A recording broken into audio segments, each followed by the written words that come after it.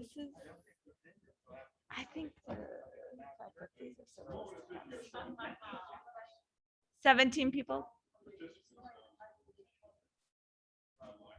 You're on the APHNYS. Are you running the APHNYS account, the Zoom? Okay. So, hi everyone at home visiting us or from the comfort of wherever you are. We're gonna give people, the last session ran a little over, so we're gonna give people a few more minutes to transition out of the room and into the room. So please sit tight and we will be with you.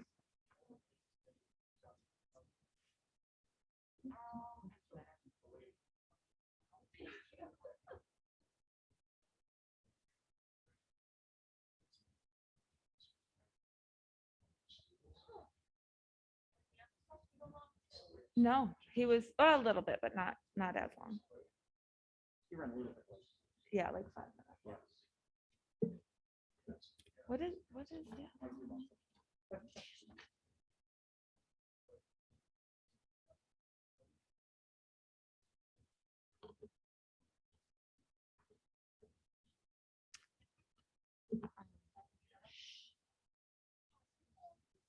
What?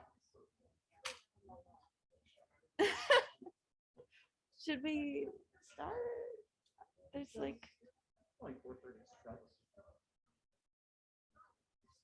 I'm going out and recording. You have to ring the bell.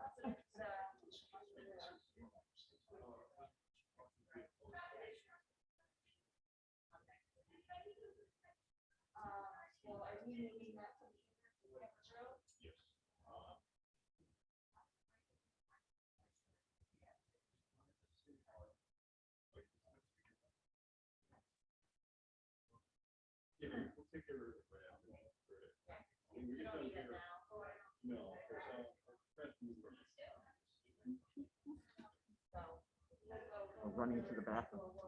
Yeah, it was such a tight transition. I wonder if people in here wanted to go. Yeah, where things run a little. Come on in. Come on in.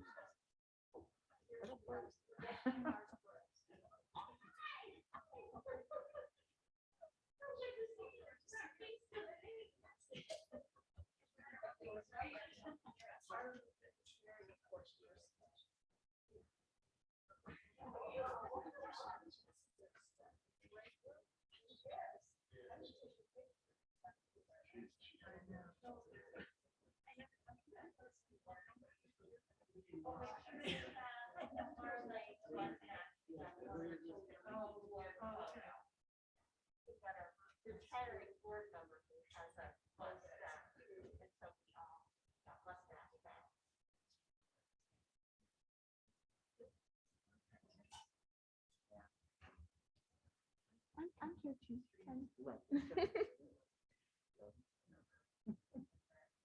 What's the 17 on? Do you want to go ahead and start? So We might as well think about people yelled later. Okay. Are you comfortable if I remove my mic? Okay, everybody, we're going to get started. Thank you for waiting with us. My name is Michelle Finn. I am the Deputy Historian in Rochester, and I'm happy today to be here to introduce our speaker, Kathy Sheehan. Catherine T. Sheehan is a native of Troy, New York. Her career at the Hart Cluett Museum of Historic Rensselaer County began when she was a public history intern from SUNY Albany. As the Rensselaer County and Troy City historian, Catherine has researched and lectured on a number of Rensselaer County history topics and has presented her work on local radio and television, as well as the History Channel, C-SPAN, and Russian and Japanese network television. I almost want the talk to be about that. She resides in Lansingburg, and when not working on local history topics, Catherine can be found exploring the many cemeteries in Rensselaer County or doing photography for her book due out in 2022 entitled Architecture Worth Saving in Rensselaer County Revisited 50 Years Later. So there's a little ado being if you have questions in the room afterwards, wait, I need to bring you a microphone. We are live streaming this. And in order for the folks at home to be able to hear you, you need this tool. So at the end with questions, keep that in mind. And now without any further ado, Kathy. Thank you very much. Thank you. This is so nice to be here. It's so nice to see everybody in person, and hello to all of you who are on the World Wide Web. I get to do a lot of fun things in my job and certainly working with school groups and doing tours and coming to APHNYS meetings and things like that is wonderful. But there's nothing better than getting dirty, playing with a bunch of leather bound volumes. I have to tell you, that is just kind of just a very cool thing. And when you can find these wonderful discoveries when you're playing with dirty leather bound volumes, it's even better. And we received this collection from the Troy Savings Bank when they merged with KeyBank, which was a few years ago. And there was this whole, gosh, big rigmarole. Don't put a bunch of lawyers and and bankers together, because none of them can decide which way things should go. And should we let these early records go? Should we not? Do they need to go to KeyBank? You know, and finally they said, okay, you could have the earliest records up to about 1940. And so the bank started in 1823. So we're like, yay. And they still were a little bit verklempt about, you know, giving, they were just constantly watching over our shoulder. Some of you may know Jim Cursero. Jim Cursero was a retired research librarian at the New York State Library, Special Collections actually, and he retired and we snagged him to volunteer with us. And so Jim and I were the ones that got to go down and pack up all of these volumes. Don't ever let two people who love to go through that stuff go into a basement, because you know, our director's calling him. She goes, where the hell are you two? And we're, oh, wait, you know, we're just like, you know, kind of flipping through them. And I flip through and I see some names. And so that's how this whole thing started to take place. I kind of want to just set the stage before do this before we kind of go on, because I am talking about kind of the early years of abolition and certainly women's roles, and particularly African women's roles in early abolition in Troy. So until July the 4th of 1827, when all slavery was abolished in New York State, there were over 500 colored enslaved persons and 145 free Black persons out of 40,153 persons that were living in Rensselaer County. The highest concentration of the enslaved persons were in the town of Greenbush, followed closely by Scotticoke and Pittstown. City of Troy and the village of Lansingburg also contained enslaved persons, but really far fewer than the outlying towns. According to the 1825 New York State Census schedule, farming and domestic work were chief among their occupations, followed by blacksmiths, porters, dock workers, musicians, and barbers. Once slavery was abolished in New York State, Troy really becomes a central location for freedom seekers escaping from the southern slaveholding states, certainly in the years before the Civil War. Local assistance by members of the Eastern New York Anti-Slavery Society really created safe passage for these freedom seekers by using the Hudson River and the Erie and Champlain canals as conduits to move them on to that journey to Canada and freedom. So what does all that have to do with these Troy Savings Bank records? Well, in 1823, a small group of Troy businessmen met at Platt Titus's Troy House, and they had really had this concept of a savings bank as opposed to commercial bank, which were all the rage. That was only 4 years old in the United States. The Troy Savings Bank was chartered by the New York State Legislature on April the 23rd, 1823. And it was at that time only the third mutual savings bank in New York State at the time. Its stated purpose was, and I quote, receiving on deposits such sums of money as might be offered by tradesmen, mechanics, laborers, miners, servants, and others, and of investing the same in government securities or stock of the United States, or of the state of New York, or in such other manner as might thereafter be provided for the use, interest, and advantage of the depositors and their legal representatives. And whereas the legislature is willing to cherish such institutions as have for their object the encouragement of industry and economy and the promotion of good morals. So, and this is where they met. So when they petitioned to incorporate the Troy Savings Bank, let me give you a little background about Troy at this point. Troy was a city that was really growing by leaps and bounds. The Erie Canal was almost open. Trade and commerce was fueled by new steam-powered boats. Troy was positioned at the right place for the coming industrial revolution. And the time seemed right to really establish this new concept in banking, the Mutual Savings Bank. It was started in Scotland a little over a decade earlier. And the Troy Savings Bank, as I mentioned, was the third institution in the state to charter. Depositors received a portion of all their profits to add to their accounts after expenses. And records show that right from the start, this new idea was a huge success. It provided banking services to a previously unserved population, starting with only $359 in 10 accounts after the first day's business, mind you. In 6 months, 132 persons had accounts worth just under $12,000. So obviously there was a need. As I mentioned, when relating this to the abolitionist movement, it's one of my favorite images of the view from the Hudson and looking at Troy. It's actually taken in 1858. It's actually one of the earliest photographic views from James Irving, who was one of the early photographers that was here. And the building you're looking at is the Pliny Moore grain elevator. And as it turns out, you can see the packet boats there. And these are the boats, of course, that plied up and down the Hudson River, bringing grain and other produce and things from Rensselaer County, Washington County, Western Vermont, Western Massachusetts, and of course, going down the Hudson. Troy is the title, is a tidal estuary, and the tide changes all the way to Troy. So you could have a lot of these type of boats that were coming in.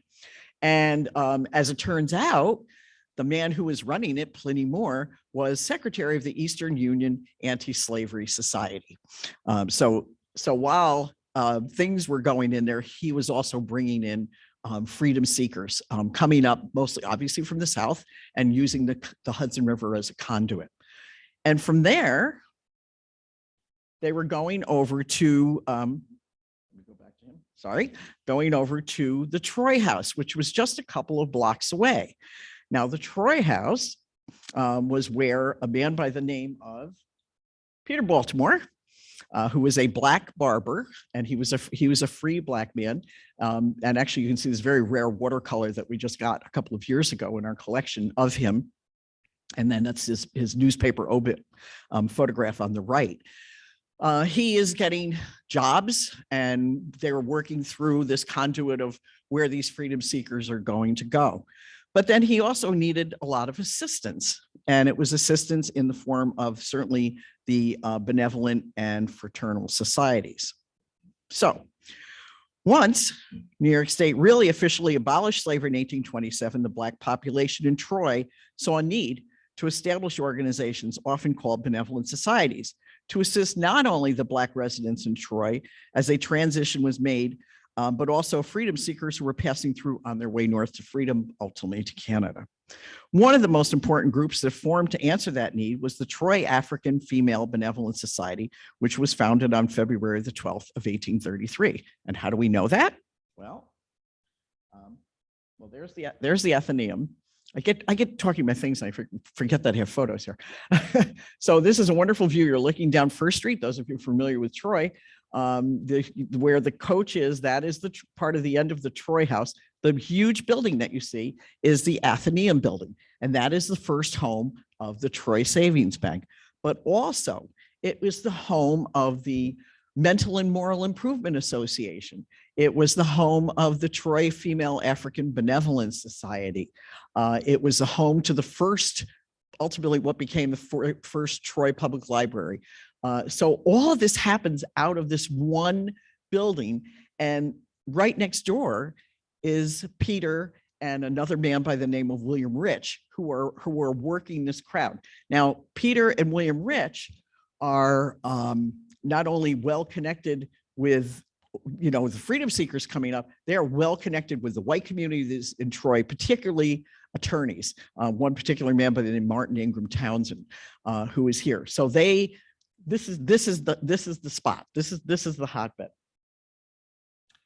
And so we start looking at these registers that Jim and I were poring over, and we came across, here's the deposit book. Now, we had heard that they said the first person who deposited money into the Troy Savings Bank was a Black woman. Well, yes, she was. And there you see her right up there. Her name was Martha Jefferson, and it says she's a servant. Now, remember, this is 1823. This is 4 years before New York State has abolished slavery. The second woman, Phoebe Van Rensselaer, is also a servant. She is also a Black woman. And they, by the way, they deposited, Martha Jefferson deposited $25. In today's money, that's $500. And Phoebe Van Rensselaer deposited $20. So not a little chunk of change when you start going through this. But what you see, what is just amazing now, you look at this and it's like a great census, because you see their names. And what are we looking at with women? We're seeing their first and last names. Remember, women did not have control over control over any of their financial things. And you very rarely ever saw a woman's first name mentioned at all.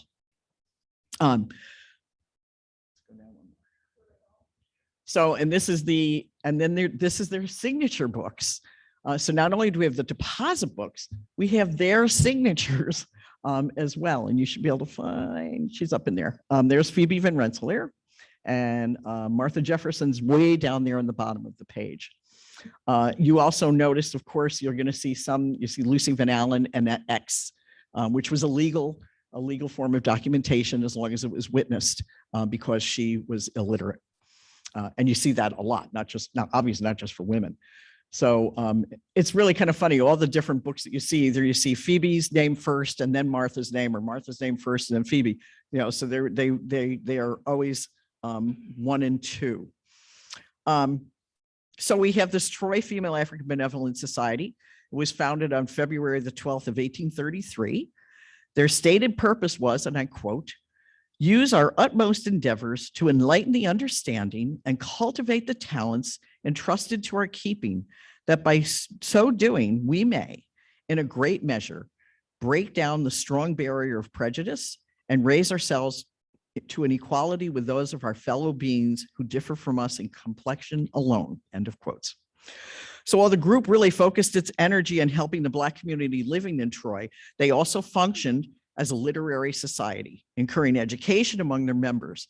Their first presidents were Phoebe Thuy and Hannah Rich. Hannah Rich and they were the wives of Alexander Thuy and William Rich, both men noted as being the first trustees of the Liberty Street Presbyterian Church for Colored People, which we'll get to in a minute. And then, as I mentioned, according to the Troy Savings Bank Depositors Register, the group had raised $100 in their first year.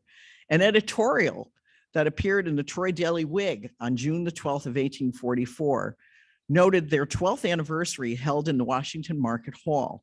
The society was then comprised of 80 women who met monthly to distribute funds to the needy and to also, and I quote, "pay attention to the cultivation of the mind, and at each monthly meeting, compositions are received and a large and flourishing reading circle is held every week," end of quote. The group maintained a library of over 370 books. By 1848, at their 15th anniversary, which was held over in Harmony Hall on 3rd Street, Reverend Henry Highland Garnett, who was the pastor of the Liberty Street Church, gave a speech entitled "The Past and Present Conditions and the Destiny of the Colored Race." And then finally, on the 50th anniversary in 1883, their respects were made to the recently deceased William Rich. He's a whole other story, this guy, it's amazing what we're just finding out about him. And I will digress for a second just to tell you this. As we just found out that William Rich was the Marquis de Lafayette's body guy.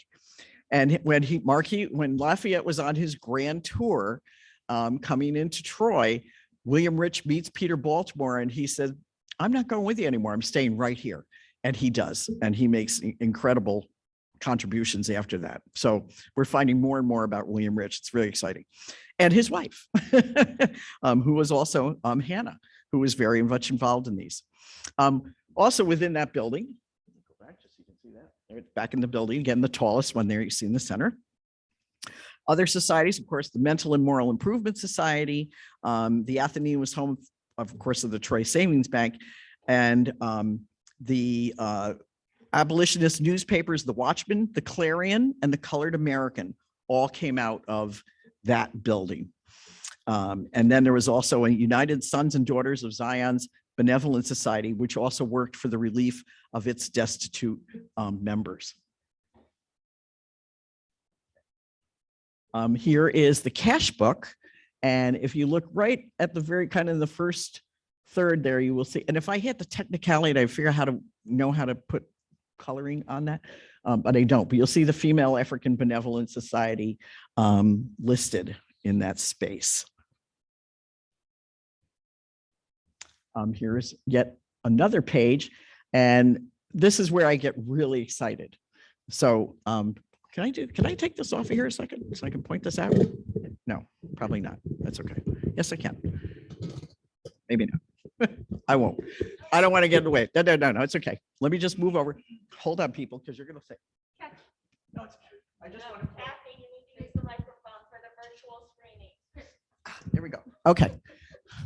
This is what happens. You know, so we used to work with kids. So you'll see up here, right up just before the thing, you'll see African Female Benevolent Society. Who are these members? Who are the signatories for this? And you're going to see Peggy Williams, Dina Williams, Elizabeth Williams, and then there was several other ones that show up on the other pages after that. So now we have women's names. And what are we going to find out about? Yep. Well, Peggy Williams is my new best friend. She starts a boarding house. This was in the Colored American. And you see the subscriber respectfully informs her friends and the traveling public they may be going to and from Saratoga Springs. Those that may wish to stop into the beautiful city of Troy can be accommodated with board and lodging. The house is situated in a pleasant part of the city at 25 Liberty Street near the Presbyterian Church, Mrs. Peggy Williams. And it's like, wow, it is just so wonderful to see this. So this is the church. This became the hub of everything that happened in Troy for a lot of the Black community. That is the Liberty Street Presbyterian Church for Colored People. That was the actual name of the church. And Reverend Henry Highland Garnett became their first pastor. And Reverend Henry Highland Garnett boarded at Peggy Williams boarding house. So to find that also, we found out that Frederick Douglass came and boarded with Peggy Williams at the boarding house. Unfortunately, the building isn't there anymore. I wish it was. That would have made me very, very happy. But the building was torn down, as was the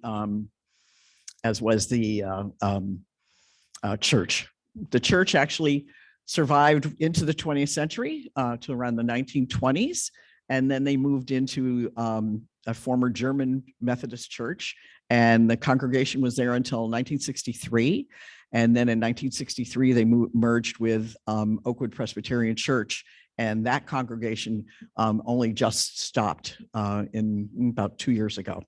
The Oakwood Pres Church is still there. Reverend Henry Highland Garnett went on to have a very illustrious career. After he left Troy, he went down to Washington, D.C., and was in charge of one of the Black churches there. And then he became prime minister to Liberia. And not prime minister, excuse me, that's the wrong term. He was a, thank you, ambassador to Liberia, which is where he passed away, unfortunately. Henry Highland Garnett, so many of you are up from upstate. Henry Highland Garnett was also involved in the Timbuktu movement with Garrett Smith. Up in the Adirondacks. There are several families from Troy that trace their roots up to the Timbuktu settlement that was in the Adirondacks. These are the other items that we find. Of course, the public meetings, vigilant committee meetings that were held. One of the things I always talk about with the Underground Railroads, it was not underground. The Underground Railroad really was I mean, these were published in the Troy Daily Whig. These are reports of the Troy Daily Budget. You know, they're talking about how many people they helped save passage through the years. And of course, the women from the Female African Benevolent Society were completely integral into providing the clothing and shelter and everything else that they were looking for.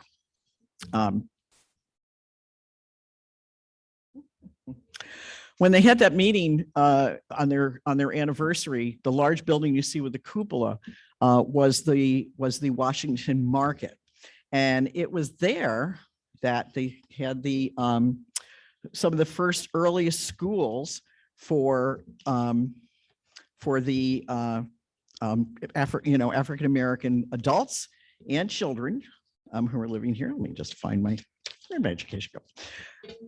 So the earliest New York state law for the encouragement of schools was passed in April of 1795, when the village of Troy was only 6 years old. Village schools and a Lancasterian school were both in place in Troy by 1816, when Troy became a city. Day school for African American children and a night school for adults was established as early as 1823, same time the bank opens, on the second floor of this North Market.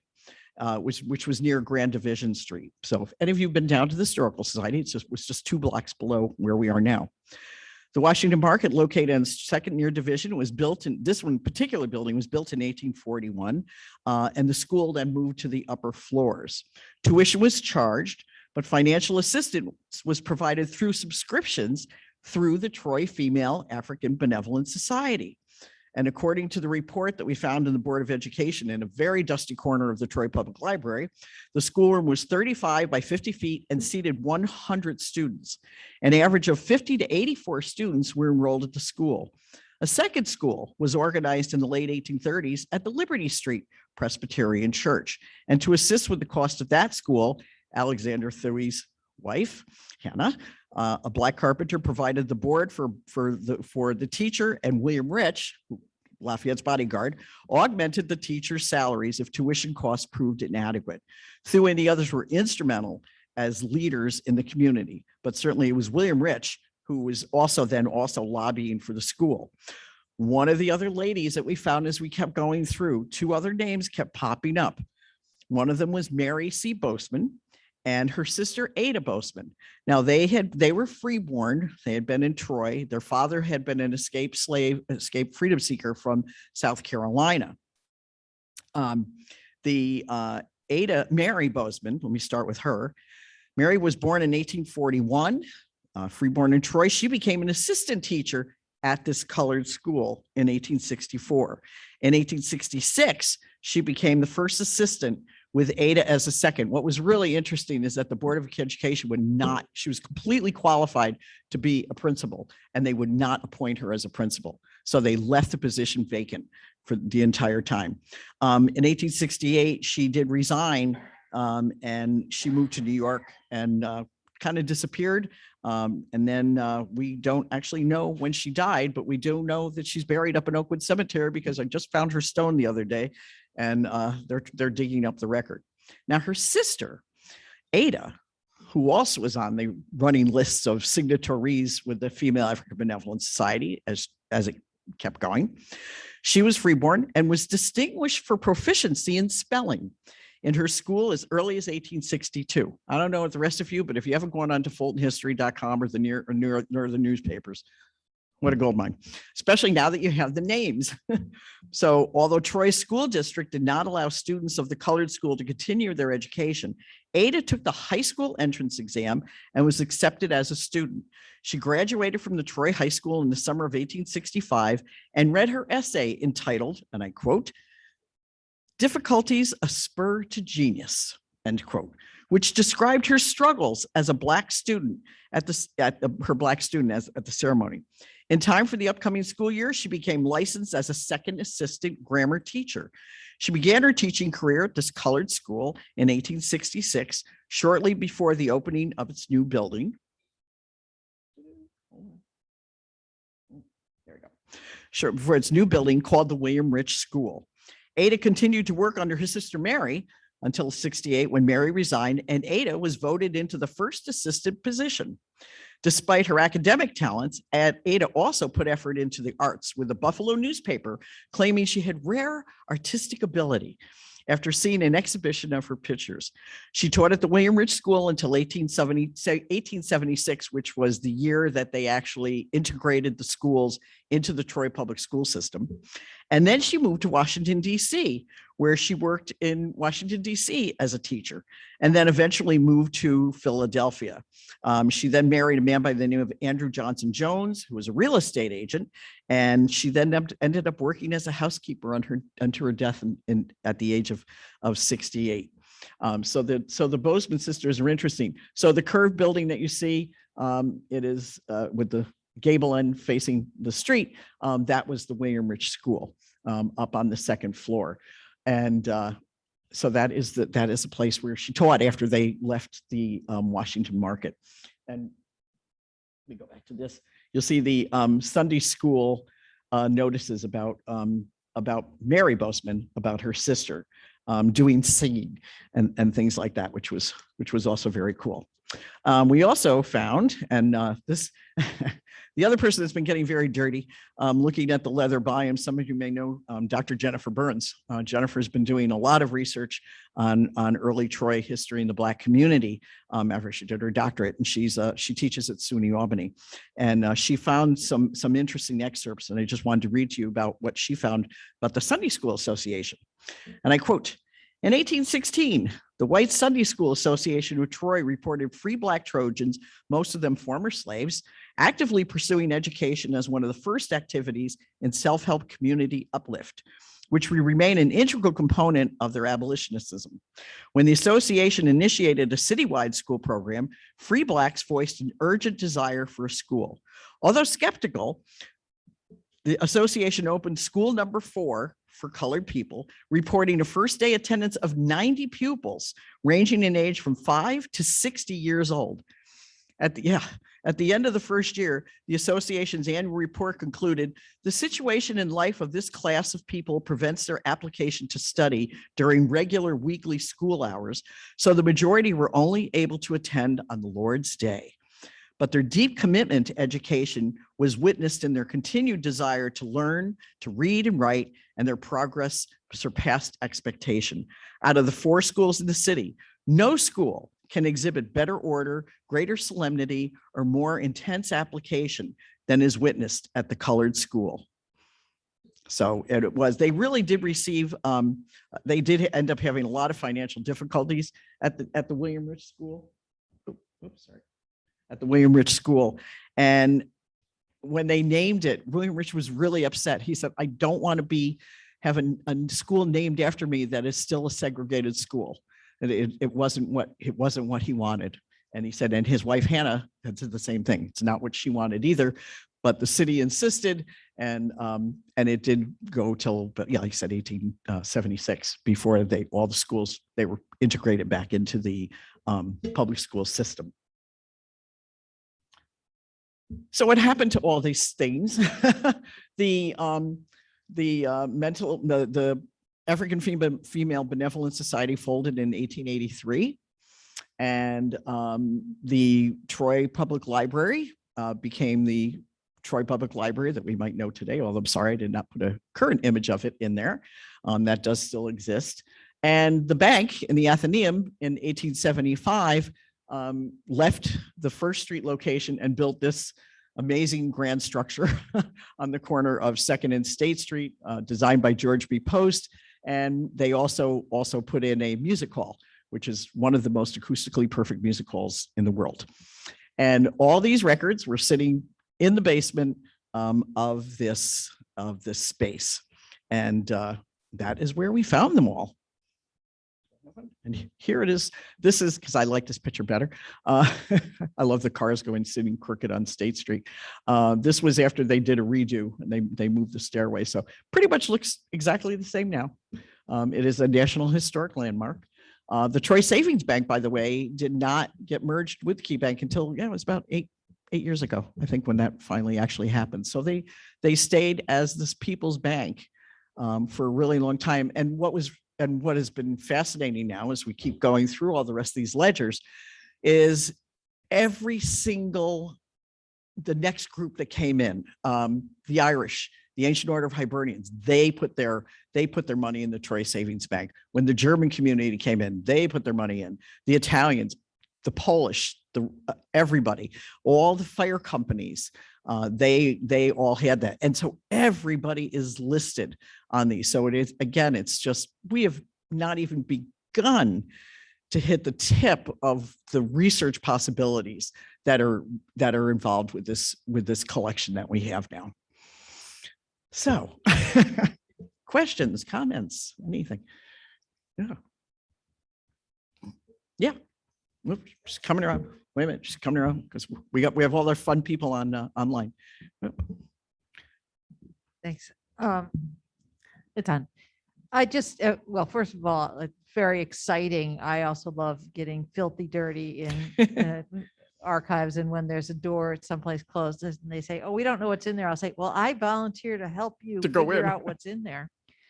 But I was just wondering, in terms of these kind of savings banks, as opposed to the other banks, which are Commercial banks. commercial banks, in order to find those early charters, where would one look? Like, I'm talking about Oneida County, you know, as a potential place where there might be something like that.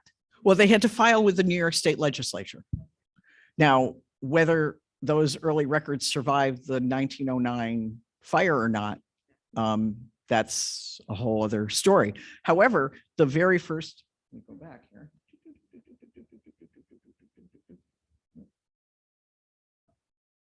That was in the paper. So you have the first, you know, the first, and no one was, that one of the things, it's kind of the board was running it. Although Richard Hart, who is part of the Hart Cluett House, it's part of the Historical Society, he became the first president of the Troy Savings Bank. But he was one of the first, he's one of the first investors. This is the first of the initial investors, but it does say it's applied to the legislature. So you might be able to find it in an early paper to get that.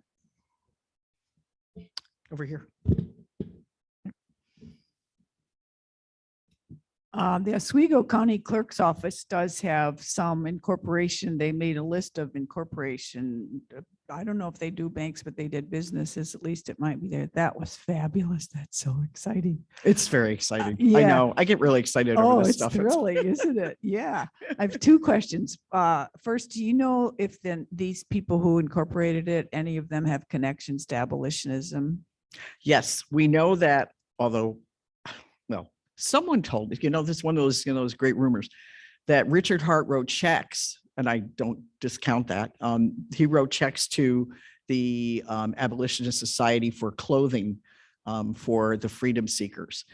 His wife, Betsy, was very much involved in what was the Young Women's Association and the Day Home, which was one of the second daycare center outside of New York for children of working families in the factory workers' children, which included many African-American children. So they've had 14 children themselves. They were very much devoted to children's issues, and she was very much devoted to women's issues. Richard died in 1843, so it was really Betsy's money and her sons that they took it and ran and did all sorts of wonderful things. And then when the William Rich School closed and it became part of the Public School of Troy, did they maintain the segregated schools in Troy, or did they integrate all of the public schools in Troy? They integrated all the public schools in Troy at that point.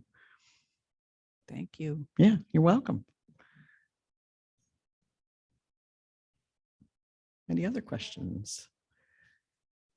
Well, thank you so much for being a great audience. I appreciate it. Yeah.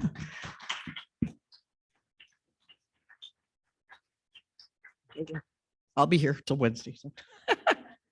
Find any other questions?